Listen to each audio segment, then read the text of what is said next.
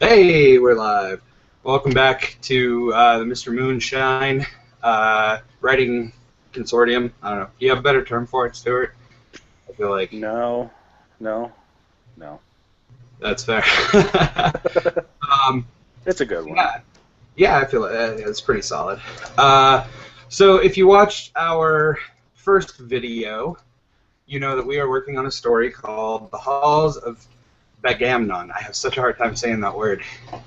Um, But I have figured out that it's Bagamnon and not like backgammon and stuff. So,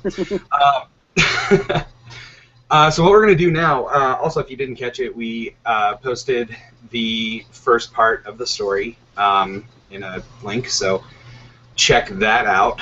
Um, so what we're going to do now is we decided we're going to talk about characters and kind of let that lead us into talking about specific um, like story that we want to tell, basically. Um, Sorry, I'm trying to do three things at once. So, anyways, what we decided was we were going to go with what Stuart has written because I just wasn't getting anything done on it. So we're going to kind of go off of that one. So to start out, Stuart, what do you have to say about what you've written so far? Like, give us Well, a rundown. I enjoyed writing it. It was pretty fun. And that's pretty important when especially when you're just starting, is if you're enjoying writing it, because I think some of that can come through. I mean, I've read books where I'm going, man, this guy hated this book when he wrote it. And other times you go, wow, this guy just had way too much fun. And I think I might be falling in that latter one. Well, that's good. I think that's the better way to go. Of the two, I would say that's the better way to. Yeah, if you must do an extreme, have too much fun. Agreed. Agreed. So there's already a few characters that are starting to get fleshed out in the Yeah, story. and I'm not like married to any of them, so it's malleable as just a treatment draft, what have you. Sure. Honestly, I mean, from what I read, I don't have a problem with any of them. I think they're a good solid mix so far of the different personalities and such. Yeah. So you had mentioned in the story that each goblin commander is given a group of 10 to oversee, and if I remember correctly, two of them are dead now. Is that where we landed on that? Right. I guess two die. You see two die. Uh, that one that the hobgoblin just kills offhand, and another one gets hit by a mortar shell, pretty much. Uh, Sorry, go but ahead. I wasn't thinking like, you know, get the whole squad fleshed out or anything. I thought, maybe just get three, four, five tops fleshed out, and the rest can just be names on the wall. The ghosts holding the reins to the horses, whatever. Sure, makes sense. And really, you've kind of already got that. So the main character is Tem, who Um, is a goblin grunt, right? yep. I was kind of thinking, with Tim, he's kind of vaguely skillless. He's not like their best fighter or anything. Just kind of a guy whose only real skill is that he survived this long. Uh, and the only really defining character trait I've given him is that he's the only one who talks properly. Right, which is, I mean, as far as what's going on with everything, I think that's a pretty solid Yeah, so place. far he's still a blank slate. Uh, it's kind of because early on I kind of thought the kind of story structure I would like to see is where the main character isn't the protagonist. Uh, what like famous examples of that is like Red Badge of Courage or Moby Dick. Captain Ahab's the protagonist or whatever, but he's not the main character. So I kind of thought a similar thing Tim, he's our viewpoint. He's the one who's looking at everything, but he's not the one driving the story. And I thought the protagonist would actually be Jet, the squad leader. All right. And I was kind of thinking, grumpy,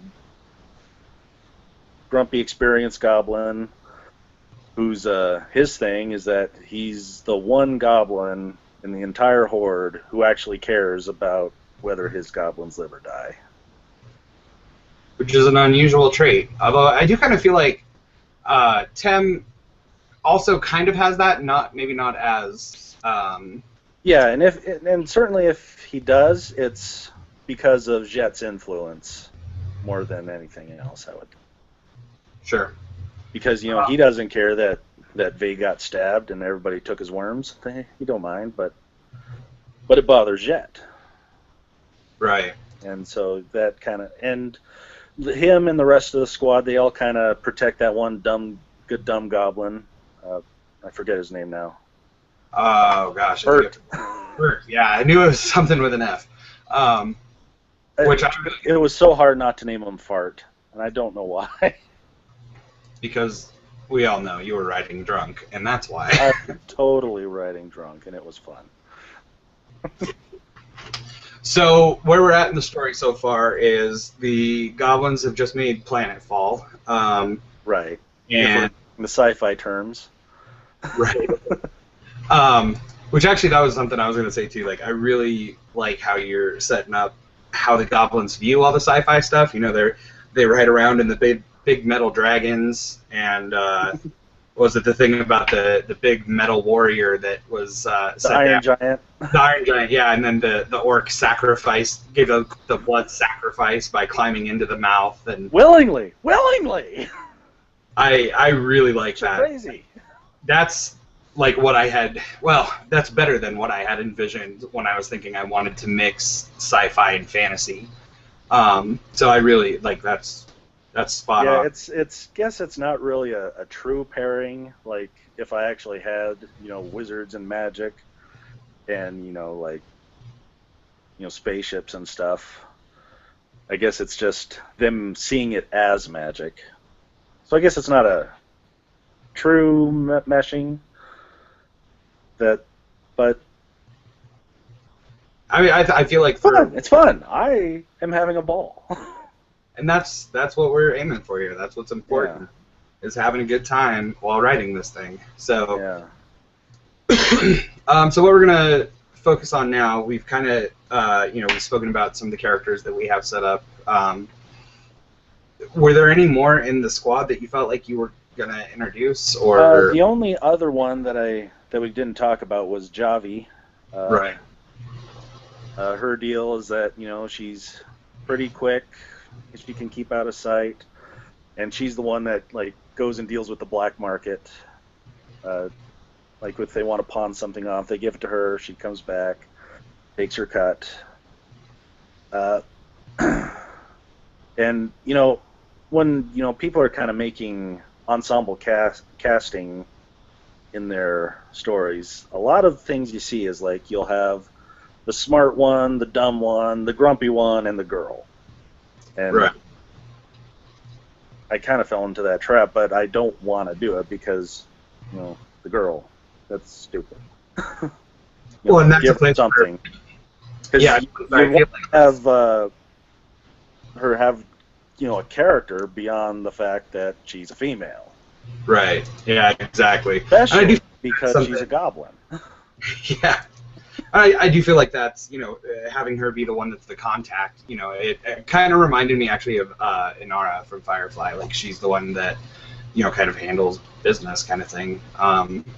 So, not in the whoring aspect, obviously, but, a character that is there kind of, yes, to just be the token female, but is more than that. Right, right. You don't want token characters. Exactly. Because that's a rip-off of everybody. Writer, reader, character. Truth.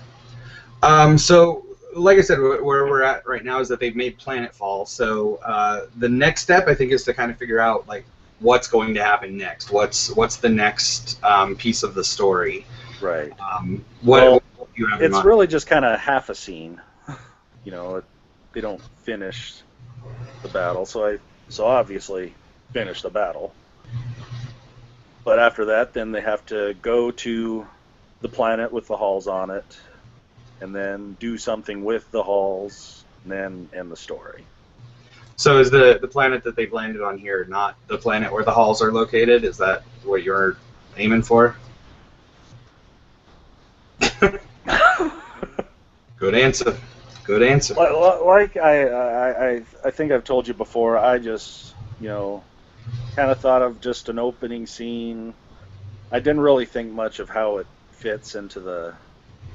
It was more just to get a handle on, tone, character, style, all that. Right. So, quite possibly, none of this will be in the final draft. Works. So a thought that I had was actually, you say it's half a scene, they still need to have the battle. For the purposes of keeping things short, I'm not even necessarily sure that we do need to see the battle. Maybe just the next bit is the after, where, however many of the squad has died, and so now they've got new recruits coming in, and that's where we jump into making planetfall on wherever it is that the halls are. That was kind of my thought as to what It's a good thought, and now that I hear it, I'm just going to say yes. That's definitely what I plan to do. Obviously, because it's just obviously the best option. Clearly, but no, really, that probably is the best way to go. It cuts down on word bloat, and it's really unneeded to see the end of the battle. You just need to see the aftermath. Yeah, exactly, and that what you have there serves as a good introduction to our main characters.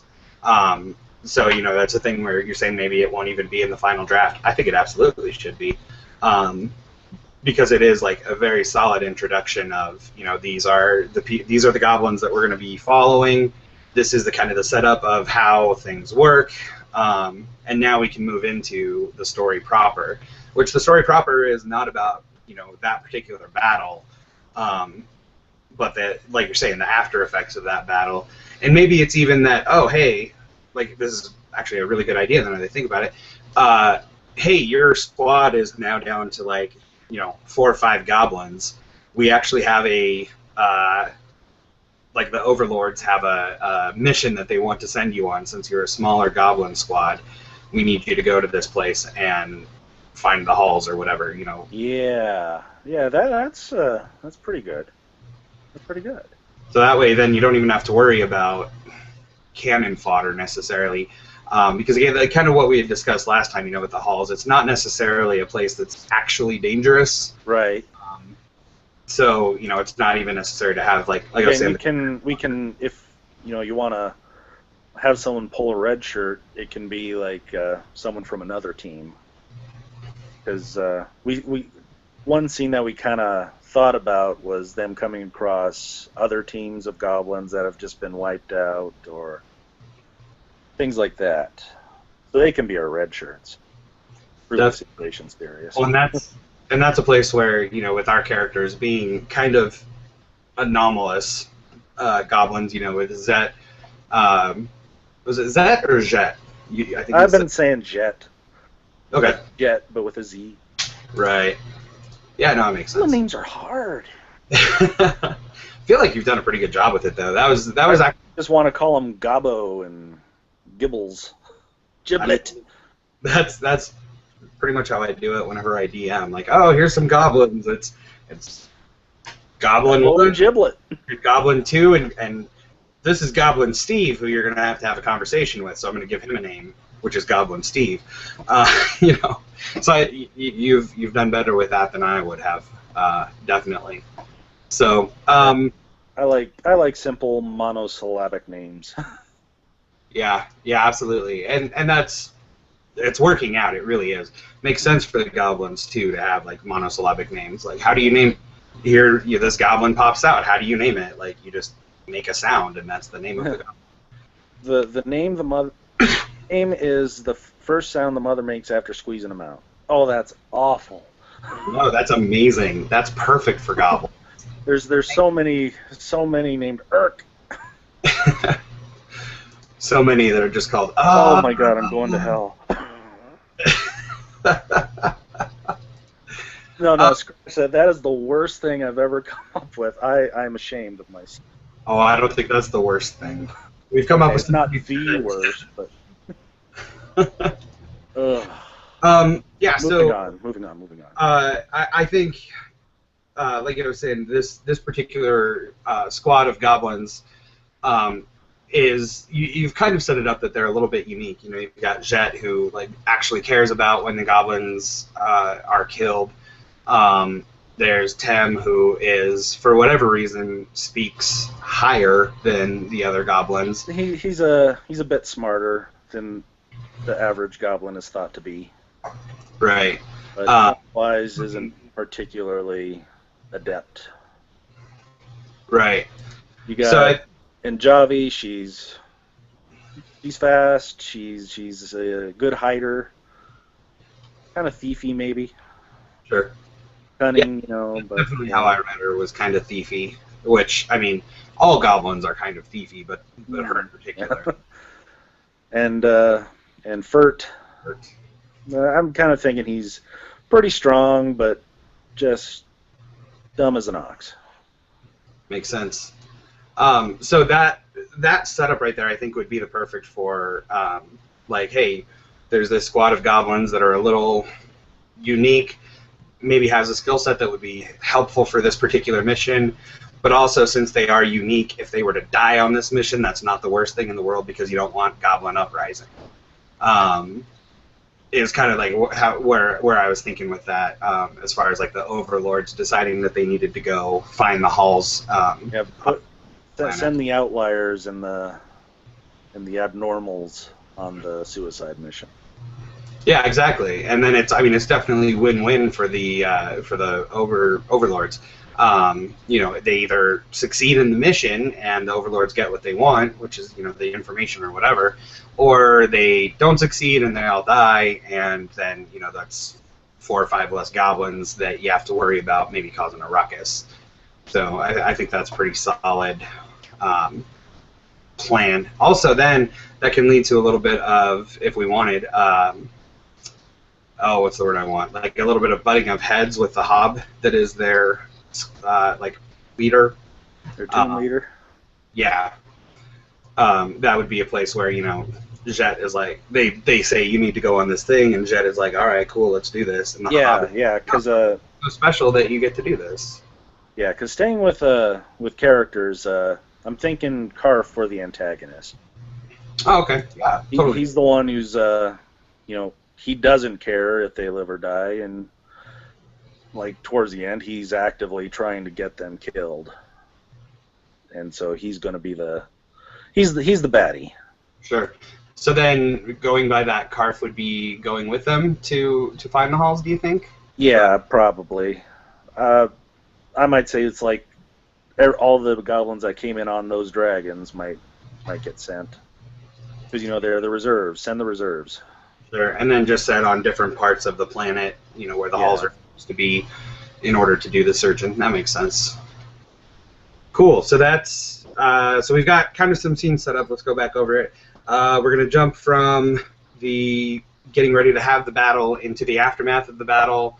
That'll give you an opportunity to kind of explore Jet a little bit more, I think. Yeah, and kind of an idea that I've been kicking around in the noggin is they'll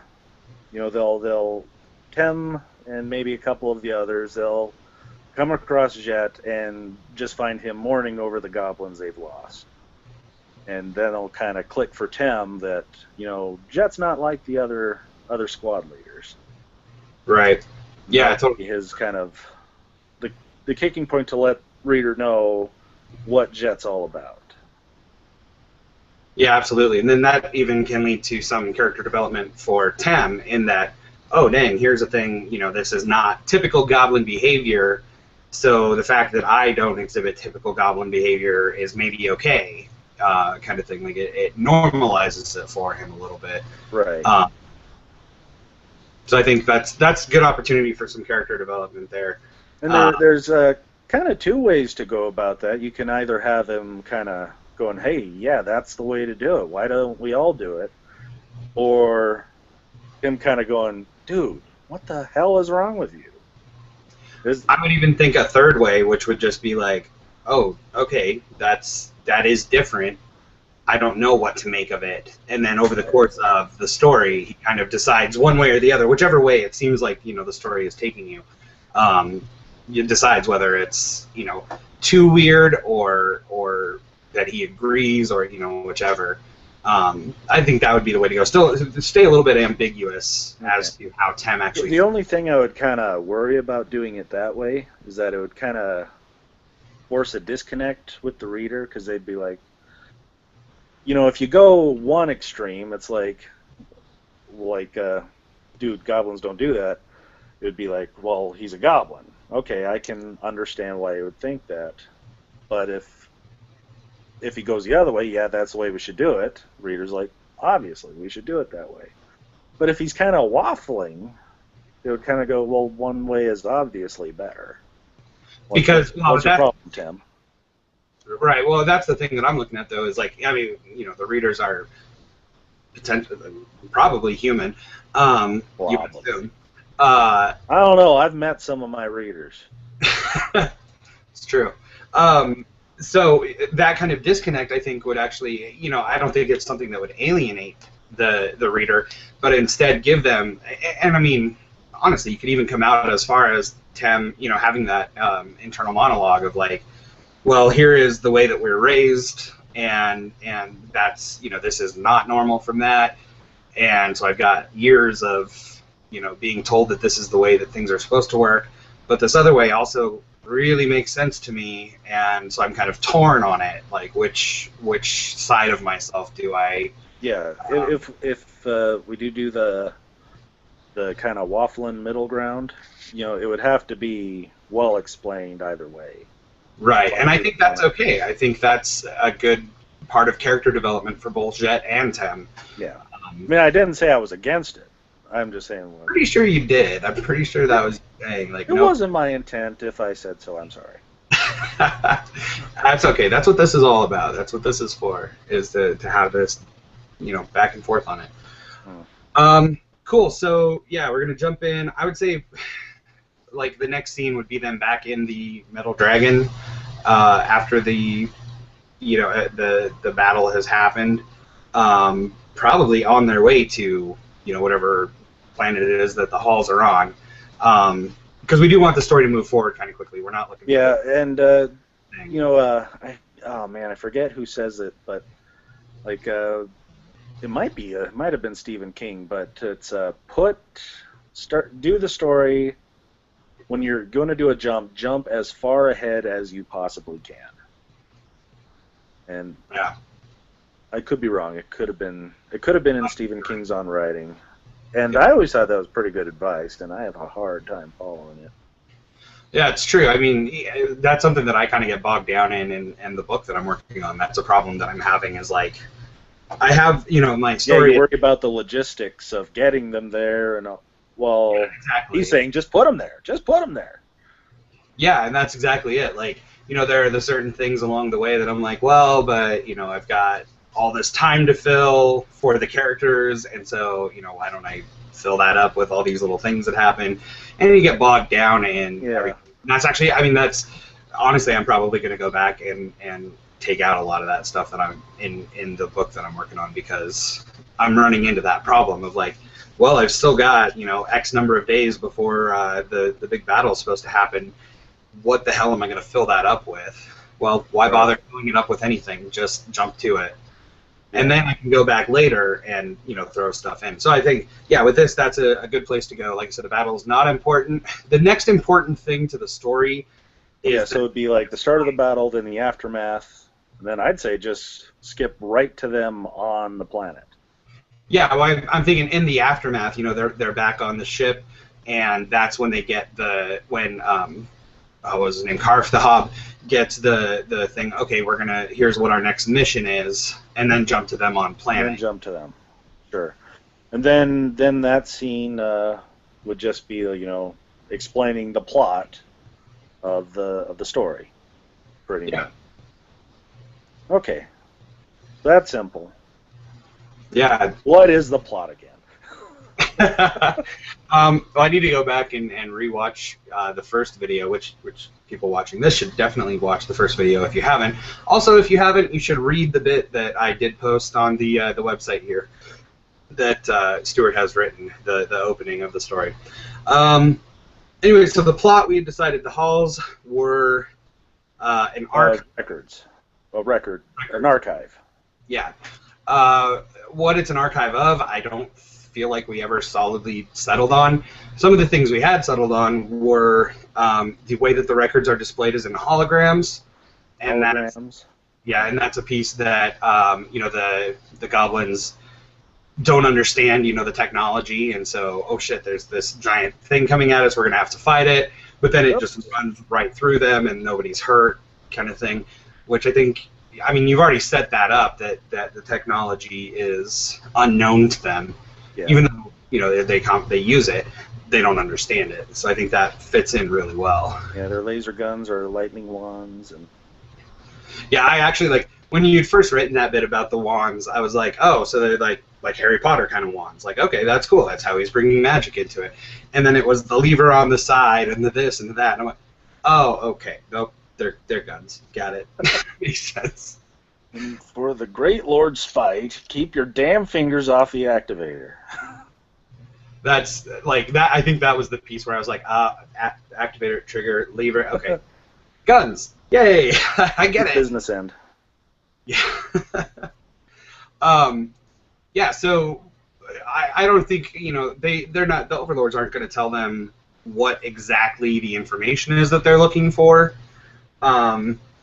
So here's the place where how do we what do it can be just really simple, find the halls of Bagamnon.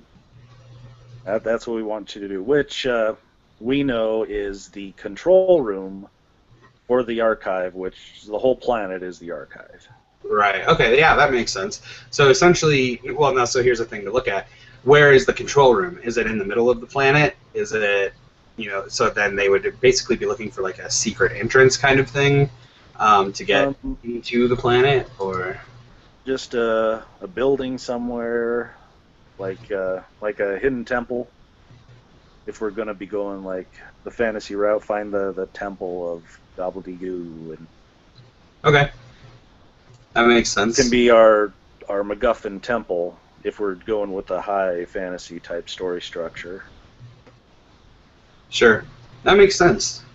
So they're dropped on the planet and have some encounters with the holograms and what have you. Maybe come across another squad of goblins or two. Mm-hmm. I think it'd be kind of cool to have a squad of goblins that has been decimated, and you can't figure out why. They're trying to figure out what happened, and then they eventually figure out that it's the holograms basically drove those goblins mad. They didn't understand what was happening, and literally tore themselves apart. I think that would be kind of a cool thing. So they got to worry about their sanity too. Well, not our goblins. The ones that not our goblins, but how would it drive them mad? You think? Well, again, it's coming down to them not understanding the technology. So as simple as there's this giant creature coming at us. This giant creature is, our weapons are doing nothing. The giant creature runs through them, and they just don't know how to handle it and go insane and turn on each other. Okay. Is kind of what I was thinking. All right. Oh, weren't we going to have it there are actual creatures on the planet? It was also a biological preserve? I don't remember, but I don't see a reason why we couldn't. That would actually be kind of maybe a fun little thing. They figure, okay, so our goblins figure out these are all holograms. These things aren't real, even though they absolutely look real. I'm not thinking holograms like the blue lines, Princess. Yeah, not the Star Wars holograms. Yeah, no, like actual 3D representations in color of these, different creatures or whatever. Maybe semi-transparent at most. At most, but even then it'd be really difficult to tell unless you happen to the right angle or whatever. So then if they did come across some actual biological creatures, by this point they'd be like, oh well, they're just more holograms, whatever, no big deal, and then actually like get surprised by killer whatevers, rabbits, squirrels, I don't know, Okay. woodchucks. Yeah, that would be fun. That would be a fun. What the actual hell? Yeah, yeah, I think that would be, and again, that's a place where we can look at how these goblins differ from the normal goblin, the typical dumb cannon fodder. Scavenger, butthead, bloodthirsty, all that. Yeah, Okay, exactly. So scenes seem to be a lot simpler than I thought they would be. Like, really just going to be a standard find the what have you. So I guess most of the scenes would actually be character driven. I think that's kind of where we're aiming at is. Yeah. So I guess what we should focus on is character arcs and what have you. And we did some with Tim already, and we're him kind of coming to terms with how Jet does his business. So if Jet is our protagonist, what's his arc? He's starting out already as a very sympathetic goblin to the reader. Yeah, I guess his whole thing is keeping his goblins alive. That's all he wants to do. He doesn't care if they find the halls or not, because whether they do or not, they're still in the Horde. He just wants to make sure as many of his goblins as he can make it to the end. Okay, so is that solid enough of an arc? I mean, I am legitimately asking. It could be if things happen along the way, like Karf actively trying to keep his goblins dead, or losing a few goblins or whatnot can come close to breaking his resolve to keep them alive. So maybe part of the thing with him is, he wants to keep his goblins alive as much as possible, but he's got, Karf actively working against him. I would think maybe at the end, like towards the end, Jet probably actually is going to have to kill Karf, I think. Or Karf kills Jet.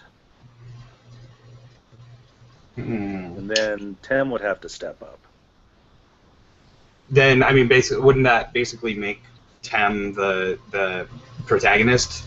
Well, if it's only at the end, he's not the protagonist through the most of it. Okay. And, protagonist, antagonist, it can all be very fluid. Sure. Okay, so here's a thought then. In order to protect his squad, Jet has to sacrifice himself. Take out, grab Karf and go over a cliff or whatever. In order to protect his squad. Or kill him, but, that in turn gets him strung up at the war camp. Right. Yeah, something like that is a tangible, and that actually would be a good way to complete Tem's arc, I think. At that point, it would be Tem coming to realize that, Jet was on the right track, knew what he was doing, as far as, caring for his squad and that kind of thing. I think that would be a good way to complete Tem's arc, is through that, seeing that act of self-sacrifice. But, we don't have to kill Jet. We don't have to. We don't have to. I know I'm bloodthirsty, I love to kill characters, but we don't have to. But it would be a pretty solid way. So I think maybe it would be solid. It would be a good arc. Keep that maybe on the back burner, kind of in the back of your mind. Let's explore the possibilities before we start a body count goal. I mean, I guess. Cool. So I will kill Naroki someday. I know. I will. You've been trying to kill her for 5-6 years, and you never do. You do, and then you retcon it. So because she's just fun to write, Jason. I get it. I mean, I do. I totally do. I've saved characters before that I never thought would have been saved, and killed off characters before that I thought were going to make it all the way to the end. So I'm right there with you. Yeah. Dan on halls. We Yeah. have So other characters, uh, like Furt. What purpose do we have keeping him around? Why does he exist? I think you've already kind of set up that Jet goes out of his way to make sure that Furt doesn't die. Hmm. So I think Furt, especially if we go the route of Jet sacrificing himself, Furt is like maybe the reminder to Tem, not necessarily the reminder, but just like the evidence of that this is a better way to go, kind of thing. Yeah, Caring because for your squad, otherwise he would be dead. right? But I he's mean, still alive because Jet does what he does. and also I think that Furt is maybe through his like simplicity is very compassionate. I mean, he understands they're in a war and there is going to be death and all that kind of thing, and he doesn't care as deeply maybe as Jet does because he doesn't have the capacity to. But I would think he sees that Jet and Javi have consistently gone out of their way to take care of him, and that's made an impression on him, which then in turn can make that impression on Tem of like, yeah, this is totally okay to to have these thoughts, to be Yeah. compassionate and caring for my fellow goblin. Forrest Gob. Forest goblin. I'm not a smart goblin. But I do understand some things.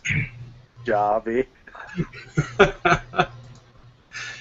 Oh man. Yeah. So I don't. Oh, God, kill me now. Why? What? What? Did I really just rewrite Forrest Gump as goblins? I think I'm down for it. That's actually something I really like doing, is taking like classic stories and rewriting them in different times or with different kinds of characters like goblins and orcs and whatever else. So Yeah, like War and Peace and Zombies. yeah, exactly. Yeah. Roy Karenina. Okay, so yeah, Furt doesn't necessarily need to have a character arc, because he's just a device. right. Yeah. And So can be the other comedic one- relief, Right. Bad Furt, bad. That's funny, kinda. kind of making fun of the mentally handicapped. So then the other one is Javi. Does she have a character arc? What would her character arc be? Maybe kind of like a mini antagonist for like Tem. I kind of played a little like they butt heads. But he still trades worms with her. Right. I was trying to decide if you were setting up like not a love between them, but like whatever the goblin version of attraction would be to each other. I briefly thought it. No, I'm not. No, that was not in my stars. Okay, no, and that's fine. If anything, I was kind of thinking more a Jet and Javi thing. That could work. I can see that. He's the alpha male. That's how goblins work, right? I don't know. I mean, he's the one in charge, so you would think a goblin is going to do whatever they can to not necessarily advance their station, but make sure that they're taken care of in the money kind of thing. So it would make sense that she would be all about, hooking up with. Yeah, if you're with a very simplistic, savage society like the goblins kind of are, it would be like, make sure you mate with the alpha male. Yeah. That's what goblin mothers tell their goblin girls, I guess. I know that I didn't mate with the alpha male, and look at how miserable I am. Look at the shit that I birthed. I mean, so yeah. But I kind of want to do something else with Javi rather than have her be, shipping bait. And that's totally fair. I mean, like I said, I briefly wondered if that was what you were doing. It was pretty clear that wasn't where you were going. I was kind of thinking more like, I was just trying to throw possibilities at her character to kind of think of what would stick for ways to use her in the story. Because I was thinking, like, her black market dealings, you could do something with that. Her being kind of stealthy, do something with that. Also, like, she's the one that Jet is trusting to scout ahead, find, vantage points, something So I mean, to she do with would that. So almost I'm be just trying to think of ways to use a smart, cunning goblin to advance the story. I would think, since Jet trusts her to be the one to do the scouting and everything, maybe she's the second in command of the troop. She would be the one that if Jet sacrifices himself, she's the one that would step up to take the leadership role, kind of thing. That that could be a way to go. It doesn't have to be Tem. I think Tem could absolutely stay as the not as the protagonist, like whatever the deuteragonist or whatever. I think that his character definitely works as a follower. And that's part of his arc throughout the thing is getting to where he's kind of thinking for himself a little bit more and that kind of thing. But also, it would be okay if he didn't complete that arc. You know what I'm saying? I think you're right. Like, just keep him as a follower, and like, what his role would be for what happens after the story. Like from then on, he would like see himself as being Javi's moral compass. Yeah, absolutely. I think that seems like a better way to go with it. Yeah. Javi is the second now. She's the one who would take over if Jet can't go on. Okay. When Jet can't go on. Yeah, that's a thing. That's a thing. Canon. Cool. I like that better. So here's what I'm thinking now, is that Javi will be very un-Jet-like. If we're gonna have Tem kind of worry about which way's which, Jet will be the angel, Javi will be the devil on his shoulders. Okay. Because she's already filching worms from helmets. Just keep her as kind of this is what a goblin should be. She's the uber goblin. The uber goblin. God. Who are we? A lot of things I never thought I'd hear myself say. But that's what this is all about, saying things that we never would have thought.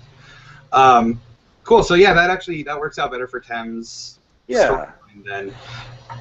Okay, so I guess we're kind of locked in that Jet's gonna die. I think he kind of has to at this point. Now, as we get into writing it and everything, if it works out better that he doesn't, obviously, this is very flexible. So. Right, because we might get there and go, man, this isn't working. Let's do this way, and wow, that's great. Let's do that. Yeah, absolutely. That's why we draft things. You don't pop them out fully formed. I wish. And make a noise, and that's what you title it. Man, all of my titles would be just constant strings of swear words. Just every single one of them. You wouldn't be able to tell them apart because it's just every title would be just horrible. Just horrible. So if Jet is gonna die and Jet's gonna die, Bobby's gonna be the one that takes over, I think an interesting way to go would be we have Tem throughout the entire story kind of thinking, oh man, Jet's got the right idea. He's got the way to do things. Jet dies, Javi takes over, and Tem goes, oh, all those thoughts that I had, ridiculous. Those were bad ideas. I need to stick to being a goblin. So I would think that would be kind of a cool way to go. Like have him have almost an arc, and then... That would just be brutal. But I think it'd be fun. That's the thing. I think it would be really fun and enjoyable to both write and read, I think. Oh, that's just sad. But again, that's the thing that we need to remember is we're looking at this through our human lens. Looking at it through a goblin lens. Look at it through the goblin eyeballs. Yeah, that would absolutely be the way that it should happen. By goblin standards. They're very chaotic, species. Yeah, that's what they do. Yeah. So I think that's the way that we need to go. Unless we do something crazy with Furt too. Like what? Do you have any like? No, Anything? I'm just saying words. That's totally fair. And like I said, I mean, as we get into writing it and fleshing it out more, yeah, there's plenty left to do. We got scene ideas, you know. We'll see what comes out, what works. We kind of got our first idea of the character arc for our four main gobs and our antagonist Karf. I guess what we just need to worry about is where it's all going. We got the end of character arcs, but what's the end of the story? that's a thing that I think we should maybe save. Let's not worry about it quite yet, because we need to see where the story is actually going to take us before we decide on an ending. Like we're saying, we've got, I mean, Tem right now has at least 3 different endings to his arc that, you know, it's going to be determined by how the story turns out. How his arc, I think it's the same way with the actual ending of the story. I mean, the basic ending would be... the ending would depend a lot on what we want the character arcs to be. Yeah, so I mean, the broad overall ending would be they find the halls. They find the halls. What they do with them, you know, who knows? That's going to depend on what ends up happening with our characters. Okay. I could see it being, you know, Jet, they find the halls and Jet is like, you know what, yeah, we definitely need to tell the overlords this is where it is because it's going to end the war, it's going to save Goblin lives. Meanwhile, maybe Javi is like, yeah, but then what are we going to do? Like, what is a goblin supposed to do if there's not a war happening? Maybe it's better if we don't tell the overlords that we found it, because then the war will keep going on. That way we still have purpose, kind of thing. Really terrible ideas, I think, but, you know, there's just kind of as a place to get us started, you know, a way to rev the engine, as it were. Yeah, so I guess narrative-wise, the ending would be the end of the character arcs. Right. Okay, because the halls are just a MacGuffin. They're nothing but setting and goal. Yeah, and I don't even think, I mean, as far as them getting into the halls, I don't think that's what's going to happen.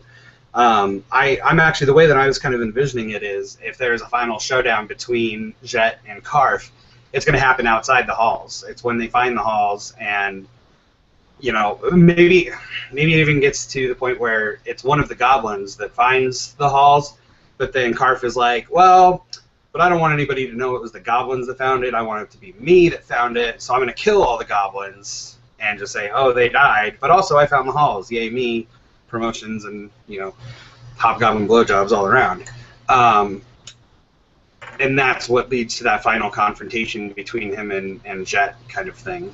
Yeah, because maybe Furt finds it and, you know, got to protect Furt. Yeah, like, I think that would be a pretty solid way to, and then that's the end of the story kind of thing. Like, you know, have maybe one more scene at the end where Tem kind of wraps up, like, so Javi took over, I realized, got to go full goblin, you know, that kind of thing, or, you know, whichever way we end up going. But that, like I said, that was kind of how I was envisioning it in my head, was that final confrontation between Jet and Karf happening outside of the halls, like right outside the temple, or, you know, whatever it is. All right. So yeah, there's definitely a lot to work on there. Heck, maybe might finish a completed first draft by the end of next week, this time next week. I'd say, I mean, you know, at the very least, have quite a bit done. Yeah. Because we're not going for a long thing, just, you know, something you could read in a lazy afternoon. Yeah. Comfortable sitting and reading the story and having it completed. Yeah. Cool. So I think, yeah, that's where we're going to go from here. We won't be back next week doing a show. Stuart's got a vacation that he's going on, so he'll be working on the story while he's on vacation. Unless they got internet there. If they do, we might. We'll see. If they got internet, then yeah, that would be kind of awesome. Probably kind of impossible.